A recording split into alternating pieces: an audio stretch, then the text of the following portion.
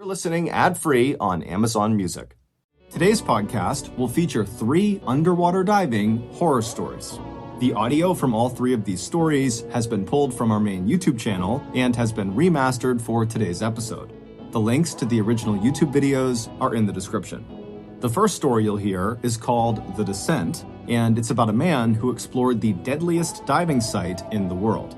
The second story you'll hear is called Drown or Glory, and it's about 10 people who went looking for a secret tunnel inside of a cave. And the third and final story you'll hear is called 10 Years Later, and it's about a daring rescue mission that went totally sideways. But before we get into today's stories, if you're a fan of the strange, dark, and mysterious delivered in story format, then you've come to the right podcast because that's all we do, and we upload twice a week, once on Monday and once on Thursday. So, if that's of interest to you, please line the floor of the Amazon Music Follow Button's bedroom with Lego pieces, then set off their fire alarm. Okay, let's get into our first story called The Descent.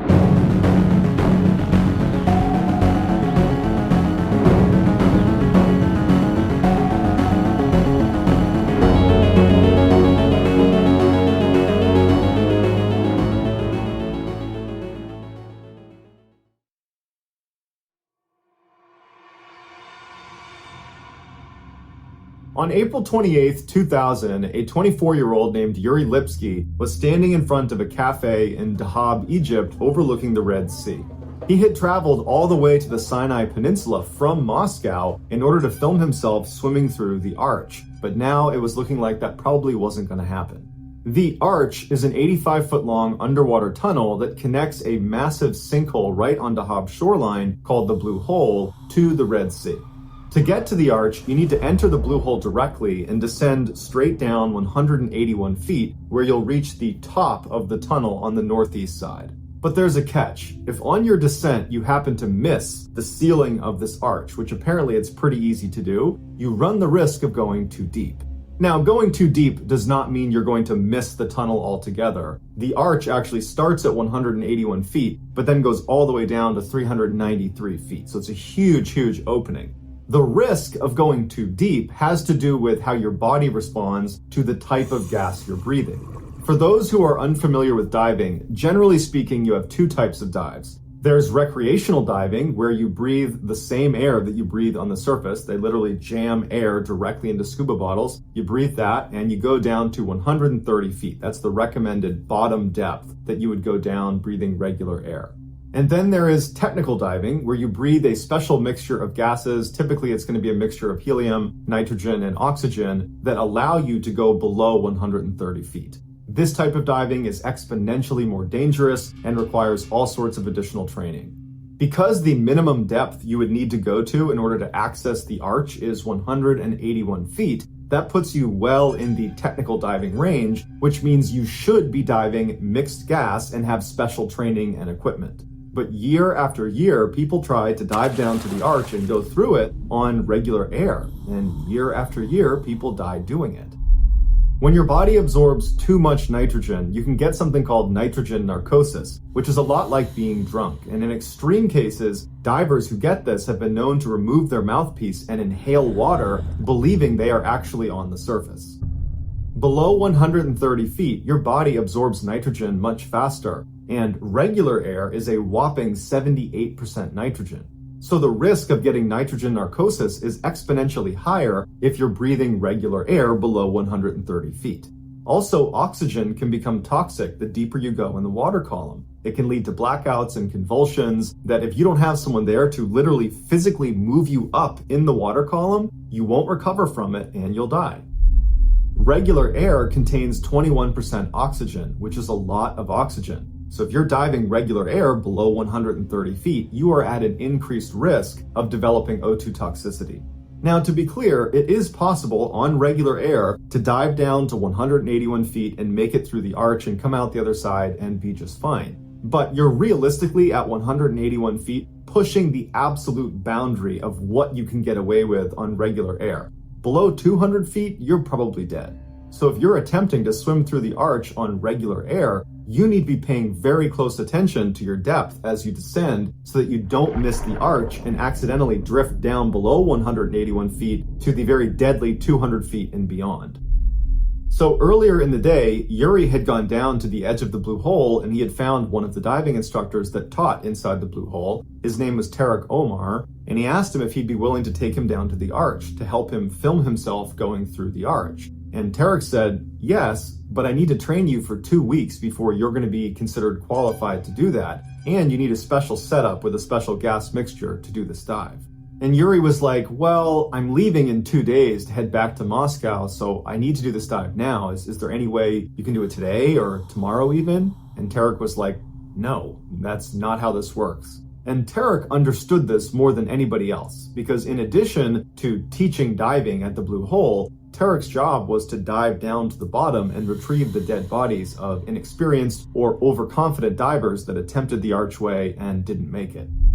Although there is not an official body count of how many people have perished inside of the blue hole, locals believe it's as high as 200 people just in the last decade. After Tarek was unwilling to take him without properly training him and outfitting him with the right equipment, Yuri thanked him and went on to a couple different other diving instructors with the same request. Will you take me in the next couple of days? And they all said, no, we need to train you and you need special equipment. And so finally, after no one was willing to do this, Yuri just left. Later that day, owners of cafes that overlooked the blue hole remember seeing a young man who was by himself walk to the edge of the blue hole. He puts on all of his scuba gear, he puts on a helmet and then straps a big camera to the top and ratchets it down. And then after he's got all his stuff on, he jumps into the blue hole and he disappears. That man was Yuri. A few days later, Yuri's family back home in Moscow did not see him get off the flight he was supposed to be on, and they reported him missing. Tarek Omar was contacted to go down into the blue hole and see if Yuri was down there. Tarek hopped in the blue hole, he went to the bottom, and sure enough, lying face down at the bottom was Yuri. When they brought Yuri to the surface, they realized his camera had been running the whole time, and he had actually filmed his final moments. Yuri's final video exists online so you can watch it for yourself, but here is a description of what happens. After situating his camera on his head just the way he wanted it, he hit record, and then he jumped into the water. It was determined later on that Yuri was breathing regular air out of his tanks. The camera submerges under the water, and then Yuri begins to sink very quickly into the blue hole. But his breathing seems normal, and he's not thrashing around, so it seems like it's a controlled descent. But at some point, you hear Yuri trying to activate his buoyancy compensator. Basically, it's this life jacket, to describe it simply, that sits on your gear that you have a demand valve where you can inflate and deflate the air into it to neutralize your buoyancy. Or, in an emergency situation, you can fully inflate it and stop yourself from sinking. In fact, you'll rise to the surface. But he's trying to activate his buoyancy compensator to slow down his descent, and the air is escaping his compensator. There's a leak, and he can't slow down his descent. Now, Yuri was wearing a weight belt, which is very common in diving. In fact, I don't really know of all that many dives that you wouldn't use a weight belt. And any diver knows that there is a quick release function on your weight belt. Specifically, if you're in an uncontrolled descent or if you're in an emergency situation and need to get to the surface, you can jettison your weight belt and go to the surface. But Yuri was panicking and he was fixated on his buoyancy compensator that he was desperately trying to activate, and it was failing. And so he's not going for his weight belt. And then he rockets past the entrance to the arch. So he goes below 181 feet, he goes below 200 feet, and he goes all the way to the bottom where he hits the bottom at 392 feet. And then he begins to slide because the bottom of the blue hole was actually at an angle, and that archway went all the way to the bottom of the hole. And if you slipped out of the blue hole, it was a sheer drop-off for thousands of feet. And you see on camera, Yuri rolls over and he's desperately clawing into the mud to stop himself from sliding out of the blue hole to definite death. And he's trying to get himself to stop, and finally he anchors himself in the dirt. And it's calm for a second, and he's kind of looking around. It's very clear he's confused, and then it goes still. And it's believed at this point he either removed his mouthpiece because of nitrogen narcosis, he pulled it out and inhaled water, or he was dealing with O2 toxicity and he blacked out and the mouthpiece came out. But either way, he drowned.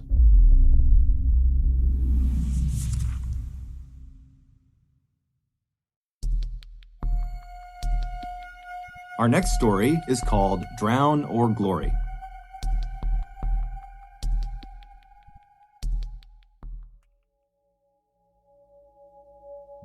There is a remote cliff face in northern England that rarely gets tourists. If you were standing in front of it, you would see this little stream that went into a break in the limestone. It's this little tiny hole, and that stream is called the Mossdale Beck. If you crouched down and walked through that hole, you would be entering the Mossdale Caverns, which since 1967 have been permanently sealed off to cavers.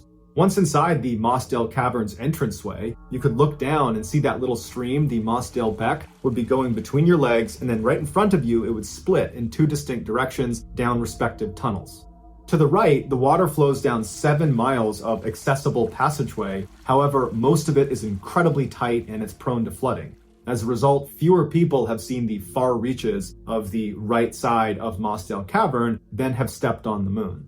To the left, the water goes through these impenetrable rocks that no one has gotten past. In fact, no one knows what's beyond these rocks. However, scientists have determined the water that goes left at the entranceway will re-emerge 18 days later, 5 miles away, 900 feet lower in a pool called the Black Keld. The massive tunnel system that we know exists but has yet to be explored that connects the entranceway to Black Keld is referred to as the missing link. You would think cavers from all over the world would be clamoring to get inside that accessible side, the right side of Mossdale Caverns, and try to find a secret access point back to the missing link, to be the first person to discover that, to stake your claim and say, that was me. But in fact, since the Mossdale Caverns was discovered in 1941 until 1967, almost no one went in Mossdale Caverns. Endless, tight, water-filled crawls with names like Drown or Glory made Mossdale Caverns feel like too big of a risk to be worth it. But in 1967, 10 extremely fit, extremely experienced cavers said, you know what? We are going in Mossdale Cavern and we are going to find that entrance to the missing link. So on June 24th, 1967, these 10 cavers entered Mossdale Caverns. They went right into the accessible 7 miles of passageway and they began their descent. And it wasn't that long until 2 of the 10 cavers, the 2 least experienced of the group, said, you know what? I don't want to do this anymore. Got a bad feeling about this, but we don't know the way out. And so they needed chaperones to leave. And so 2 other cavers from the group had to go with them. So 4 cavers, they leave Mossdale Caverns. The other 6 are going to continue on.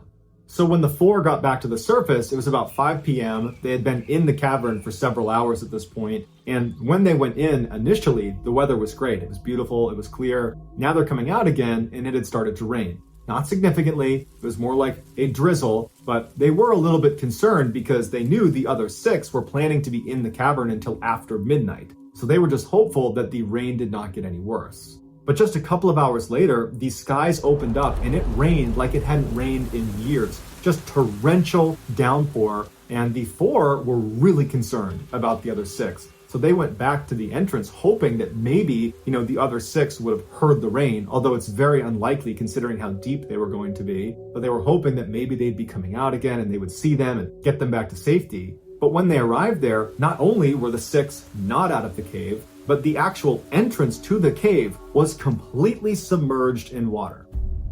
Earlier that day, when the 4 cavers turned around and left, the other 6 cavers, they continued on, and they had made it about 2 miles deep into these caves. They had passed the fabled Drown or Glory swim, they had survived the knee wrecker passage, and they had bit their tongue as they squeezed through the famously painful Umaguli tunnel. Now located hours away from the only way out. So they are way into this cave. They were nearing the end of this distant section of the cave that they believed on the other end, they would find this hidden entrance into the missing link. All they had to do was pass through the Far Marathon section, which is a 900-foot tunnel that is only 10 inches high, 2 feet wide, and you have to wriggle through on your stomach with your face pressed against a stream that runs through it. And it takes a very long time to get through it. It's incredibly claustrophobia inducing. It's considered one of the most stressful things you can do in caving. But considering how experienced these cavers were and the fact that they had come down there specifically to get to this far point in the cave, you got to figure that their spirits were high. They were probably joking with each other as they're doing this awful thing. And then they made it about 3/4 of the way through this tunnel when someone must have noticed the distant rumbling sound and said, "Hey, what is that?" And as they sat there listening, trying to discern what the sound was, it must have dawned on them that their worst nightmare was about to come true. That was the sound of surging water. This tunnel is about to flood. They began crawling faster and faster down the marathon tunnel. Not only was it very difficult to move quickly inside of this very tight tunnel, but they also knew there was nowhere to go. They're 2 miles underground. They must have felt like the world of sunshine and fresh air was suddenly an eternity away. The oldest of the group was 26, the rest of them were all in their teens. United now by fear, the water came rushing in as they're all pinned inside of the far marathon tunnel, and their face is already up against the river, and now this river is surging with water. And so they're all desperately trying to crawl through this flooding tunnel, and the leader of the group, the guy literally in the front, John Ogden, who was 26, he managed to get all the way through the far marathon tunnel to the space where they anticipated finding that secret entrance into the missing link. That wasn't there, but he found above him there was a small fissure in the rocks. There was an air pocket, and he managed to get his head up into the space right as the water in the far marathon cave completely submerged. So any of the cavers in there, they drowned inside of the far marathon. The bubble that he was in was a little bit bigger, and so some of the cavers managed to get in there, and they tried to clamber into this air pocket as well, but ultimately there was only enough room for one person, and John was the only one up there. And so as the water levels filled the room he was in up to his neck, everyone below John drowned. Now, we don't know if John literally kept other people from getting into this air pocket with him. All we know is it could only hold one person, and ultimately John was the one who was left inside of this crevice. But this air pocket was really just delaying the inevitable because there wasn't very much air inside of it, and John's 2 miles below the surface. There is no way anyone is going to get to him in time. And so he ended up dying a couple days later, and when they found him, he was still in the air pocket trying to get one last breath.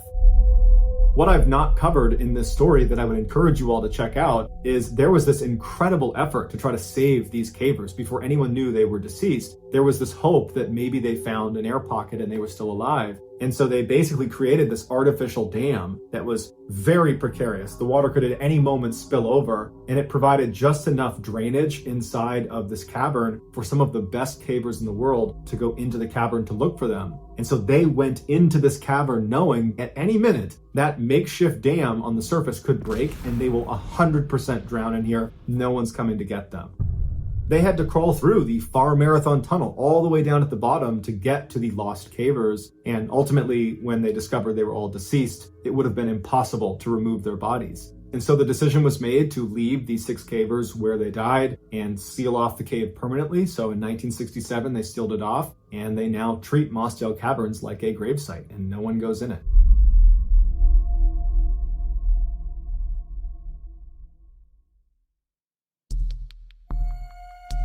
The next and final story of today's episode is called 10 Years Later.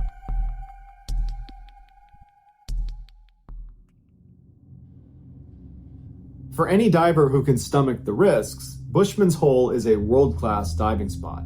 It's located on a privately owned game farm in South Africa. In the middle of the farm's 11,000 acres sits this massive crater in the ground that from rim to rim is hundreds of feet wide. If you hike down the crater to the middle, there's this little tiny basin of water that almost looks like an oversized puddle. This is the entrance to Bushman's Hole. Once you step into this little puddle and push your way through the very claustrophobia-inducing entrance, you open up into the biggest freshwater cave in the world that goes down to nearly 900 feet. For the people that have been in there, they say it's unbelievable and it's like spacewalking. For young South African Dion Dreyer, the pull to go to Bushman and explore it was irresistible. Dion had always been a bit of an adrenaline junkie. By the time he was 17, he was racing cars and building motorcycles, and by the time he was 20, he had picked up a new activity, cave diving. Dion had logged about 200 dives before he was invited by a diving group to go to Bushman's Hole and explore it on Christmas break 1994. They were planning a descent to 492 feet, so about the halfway point of the cave, and they needed one more diver, and so Dion was thrilled to go. The dive was going great, but on the way up, as they were making their ascent, the diver ahead of Dion looked back at him, and Dion seemed fine. He gave the hand signal that everything was going great. He had his flashlight out, and then about 30 feet higher in the water, that same diver turned around to check on Dion, and Dion wasn't there anymore. And in fact, this guy saw his flashlight that was still attached to him, basically wavering as it sunk farther and farther down Bushman's Hole. This diver immediately stops the group above him, and he turns around and starts swimming as fast as he can down to try to get to Dion. But Dion was sinking so quickly that this diver realized that it's a suicide mission if I try to go down there. I will either pass out or run out of air. And so deeply saddened, this group of divers had to turn around and leave Dion at the bottom of Bushman's Hole. Although the other divers didn't know for sure, they told Dion's parents that most likely he had suffered from a deep water blackout and then had drowned. When authorities were notified about what happened to Dion, they sent a robot down to the bottom of Bushman's Hole to just locate his body before they sent a person down there. But they never could find his body, they could only ever find his helmet. Dion's parents are devastated, they're never going to see their son again, and since they don't have a body to bury, they decide to go down to Bushman's Hole and put a plaque up next to the entrance to commemorate their son. 10 years later, Dave Shaw, who was a 50-year-old extremely audacious cave diver, was passing the 800-foot mark inside of Bushman's Hole, becoming the third person ever to reach this depth. Shaw touched down on the sloping bottom of the cave. He detached from the cave reel, took out his flashlight, and began swimming around the bottom. As he was scanning around, he looked about 50 feet to his left, and he saw something he immediately recognized. It was a human body.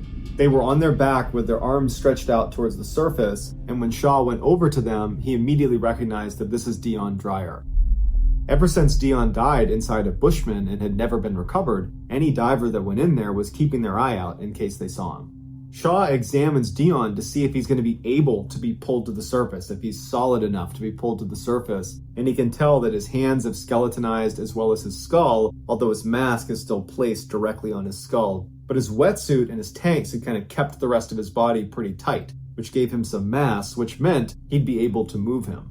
But as soon as Shaw tried to move him, he couldn't get him to budge because his tanks were caught on something. And so Shaw stayed there for a minute trying to get him free, but he couldn't do it. And that's when Shaw started to think, okay, this is getting irresponsible. I'm going to die down here too if I don't start making my ascent soon. So he ended up tying a line to Dion's body so he could be located again. And then Shaw began the very slow ascent back to the surface.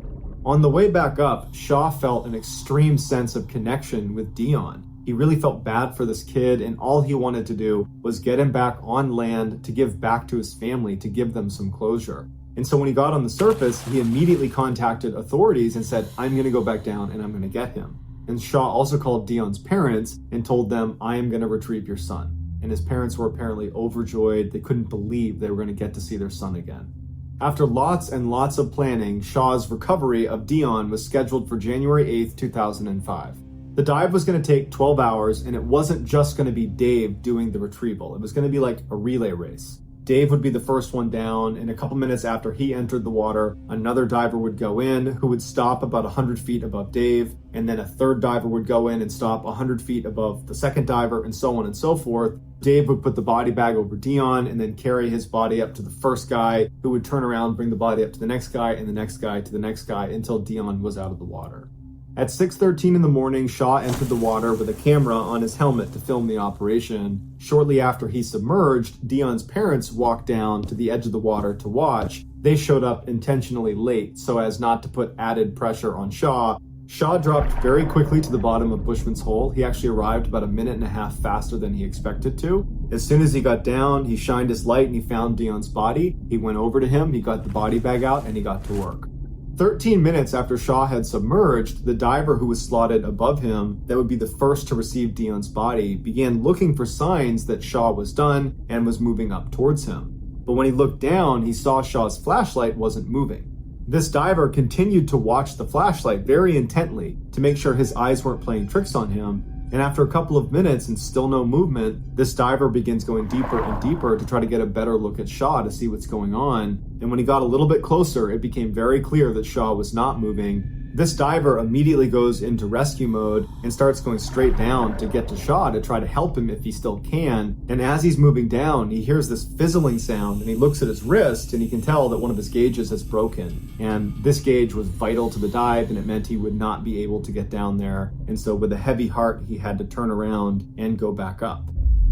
And because of the depth at which they were diving, he could not just go right to the surface and tell everybody what had happened. He needed to stop at various decompression stops along the way. But he had a slate, and on it he wrote in his grease pen, "Dave's not coming back." and he swam the slate up to the next diver who would have received Dion's body, but instead receives this slate. He takes the slate up to the next diver, to the next diver, to the next diver, all the way up to the surface. As soon as this message was read out loud to the group standing around Bushman's Hole, which included Dion's parents, there was 30 seconds of stunned silence. No one could believe this was happening. And then after the silence, Dion's parents are beside themselves. Not only are they not going to see their son probably ever again, but they feel like they are somehow responsible for Shaw's death. Eventually, by the end of the night, all of the other divers that were in the water that day successfully exited the cave and were just fine. As for Shaw, much like Dion, there really wasn't a good way to get him out, and so everyone came to terms with the reality that he was going to be down there with Dion probably forever. The news was so devastating that the team decided to leave all their equipment in place. Eventually, they did need to go down and collect their gear, so everybody goes down to the edge of Bushman's Hole, and before they begin retrieving all of the lines, they sang Amazing Grace in memoriam for the lost diver. Afterwards, they started pulling up the lines, and as they're doing that, they notice all these bubbles coming up from the bottom of the cave. And they looked a little bit closer, and it was Shaw's body and Dion's body. Basically, Shaw had been attached to this line, and he had managed to free Dion before he had passed. And so when they pulled the line, both of them were freed and they floated to the surface. And so even though Shaw would die doing it, he was able to get Dion out of Bushman's cave for his family.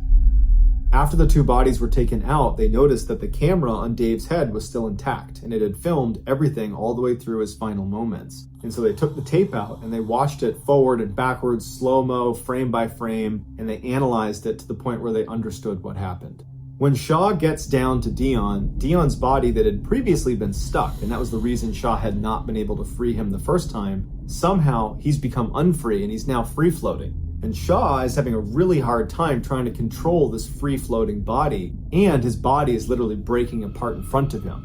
As Shaw is trying to wrangle his body, you can hear him start grunting, his breathing is getting elevated, and he's totally losing control of the situation, and the bottom of this cave is slanted, and it's all silty and muddy, and so in the camera you see all this mud and silt getting kicked around, and the visibility is very poor, and after it clears, you see Shaw has gotten completely tangled in some line that's also tangled on Dion, so basically Dion has become his anchor.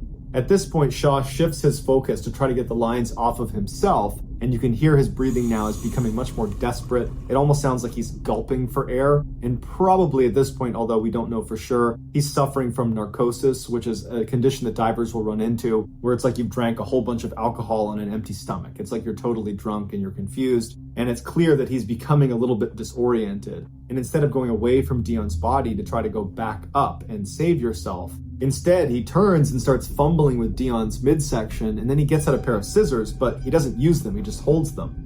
Finally, he turns away from Dion because it's clear you're not going to be able to get him out at this point, and with the scissors in hand that he never used, because again, he's probably suffering from narcosis and he's confused, he starts beginning to make his way over to the area where you can go back up, but he starts slowing down, his breathing becomes tragically desperate, and then it becomes silent, and then there's no more movement, and Dave Shaw is dead.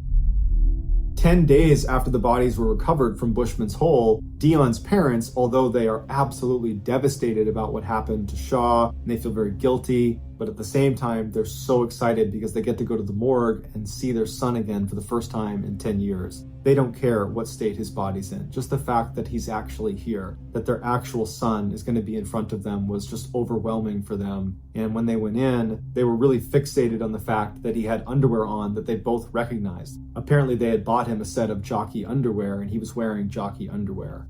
As strange as it was like they got to bond with their child one more time.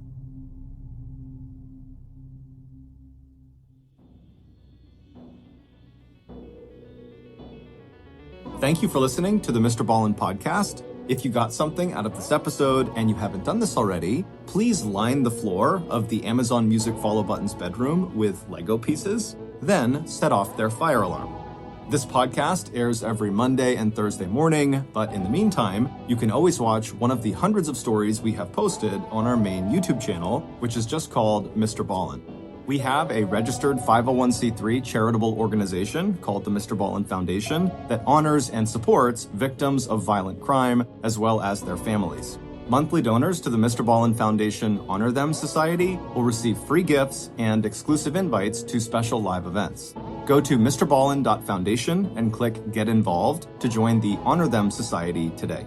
If you want to get in touch with me, please follow me on any major social media platform and then send me a direct message. My username is just @MrBallen, and I really do read the majority of my DMs. Lastly, we have some really cool merchandise, so head on over to shopmrballen.com to have a look. So that's going to do it. I really appreciate your support. Until next time, see ya.